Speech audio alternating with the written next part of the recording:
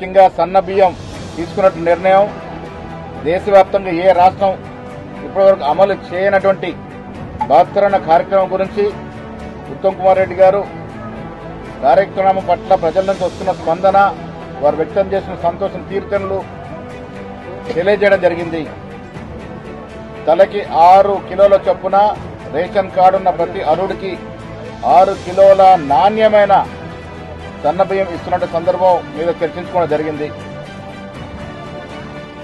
భూభారతి విషయంలో, ఇందిరమ్మ ఇళ్ల విషయంలో పొంగులేటి శ్రీనివాసరెడ్డి గారు వివరంగా సభ్యులకి తీసుకున్నటువంటి కార్యక్రమాలు, అమలవుతున్న తీరుని, అమలు చేయబోయే తీరుని వివరించడం జరిగింది. కుల సర్వే విషయంగా మంత్రి పొన్నం ప్రభాకర్ గారు మాట్లాడడం జరిగింది. ఫైనల్ గా ముఖ్యమంత్రి గారు ఇవన్నిటి కూడా విశ్లేషిస్తూ